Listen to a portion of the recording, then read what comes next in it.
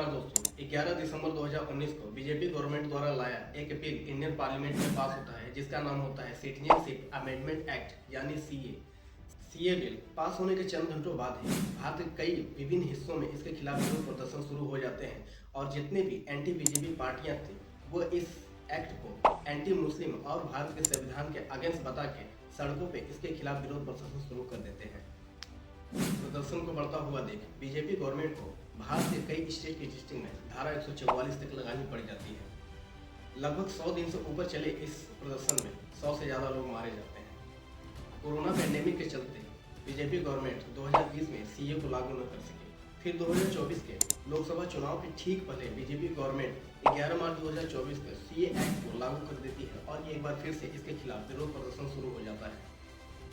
एक सीरीज में समझते हैं दोस्तों, आखिर इसके खिलाफ इतना विरोध प्रदर्शन क्यों हो रहा है। नंबर 1, सीए को क्यों बनाया गया, आखिर सीए है क्या। नंबर 2, सीए के खिलाफ एंटी पार्टियां और मुस्लिम क्यों प्रदर्शन कर रहे हैं।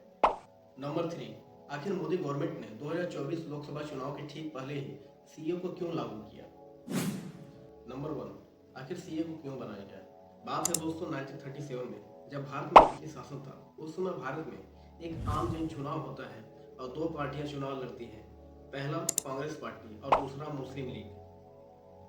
मुस्लिम लीग पार्टी का प्रतिनिधित्व करते हैं मोहम्मद अली जिन्ना। इस चुनाव में मुसलमानों का अच्छा सपोर्ट देख जिन्ना भारत को तोड़ के एक अलग देश बनाने की साजिश अंदर ही अंदर करने लगता है। फिर 1946 में जिन्ना बॉम्बे में एक प्रेस कॉन्फ्रेंस करता है और कहता है कि हम मुसलमानों को एक अलग पाकिस्तान देश चाहिए। यदि भारत ऐसा नहीं करता तो हम भारत से जंग करेंगे। इस जंग में या तो हमारे पास पूरा भारत होगा या तो एक नष्ट भारत। इस स्टेटमेंट के बाद भारत दो रिलीजन में बढ़ता नजर आ रहा था और अगली ही सुबह कलकत्ता में कुछ हिंदुओं पर मुस्लिमों ने हमला कर दिया।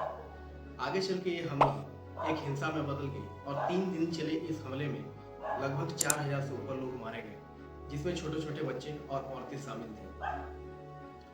इस घटना से जवाहरलाल नेहरू हिल गए और पार्टीशन के लिए मान गए। हालांकि जिन्ना से एक शर्त रखी गई कि पार्टीशन लैंड वाइज होगा, न कि रिलीजन वाइज। जो व्यक्ति जहां पे रह रहा है वो वहीं रहेगा।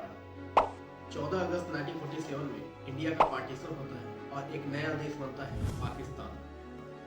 पार्टीशन के अगले ही सुबह हर तरफ अफरा तफरी मच जाती है। हिंदू और मुसलमानों के बीच एक हिंसा शुरू हो जाती है। इस पार्टीशन में लगभग 10 लाख से ऊपर लोग मारे जाते हैं। पार्टीशन के बाद पाकिस्तान में हिंदू की जो पॉपुलेशन थी वो 20% थी।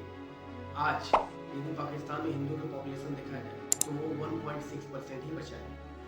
ऐसा ही कुछ मंजर बांग्लादेश और अफगानिस्तान में भी देखने को मिलता है। 1970 में पाकिस्तान के पार्टीशन के बाद बांग्लादेश में हिंदू की जो पॉपुलेशन थी वो 24% था।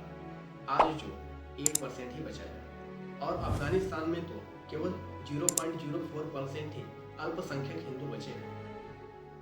दोस्तों, यही यदि हम इंडिया से कंपेयर करें तो 1951 के जनगणना में भारत में मुसलमानों की जो पॉपुलेशन थी वो 9.8% थी, जो आज 20% हो चुकी है। इस हिसाब से देखा जाए दोस्तों तो इन तीनों देशों में मुस्लिमों को छोड़ अल्पसंख्यकों को दबाया जाता है, जबकि भारत में सभी धर्मों को पूर्ण आज़ादी है। एक्चुअली दोस्तों, आज जो सीए को लेकर इतना विरोध प्रदर्शन हो रहा है, इसके पीछे छुपी है एक डर्टी पॉलिटिक्स। 1955 में भारत में एक कॉन्स्टिट्यूशन इस्टेब्लिश किया जाता है जिसका नाम होता है सिटीजनशिप अमेंडमेंट एक्ट यानी सीए। इसके जरिए 1947 में जब इंडिया का पार्टीशन हुआ था उसमें बहुत सारे पीड़ित अल्पसंख्यक हिंदू जैसे हिंदू, सिख, जैन, बौद्ध, पारसी और ईसाई पाकिस्तान, अफगानिस्तान और बांग्लादेश से भारत में आए। उन्हें भारत की नागरिकता दे सके। हालांकि इस एक्ट में कहीं भी मुस्लिमों को भारत की नागरिकता देने का अधिकार नहीं रखा गया। नंबर 2, आखिर सीए के खिलाफ इतना विरोध प्रदर्शन क्यों हो रहा है। बात है 11 दिसंबर 2024 को पास सीए एक्ट को मोदी गवर्नमेंट 4 मार्च 2024 को लागू कर देती है। सीए लागू होते ही कुछ एंटी पॉलिटिकल पार्टियां और मुसलमानों को भी भारत की नागरिकता देने को लेकर एक बार फिर से सीए के खिलाफ विरोध प्रदर्शन शुरू कर देते हैं। एक बात तो साफ है दोस्तों कि इन पॉलिटिकल पार्टियों को पाकिस्तान, अफगानिस्तान और बांग्लादेश में घट रहे अल्पसंख्यक हिंदुओं से कोई मतलब नहीं है। इन्हें तो मतलब है केवल अपने वोट से।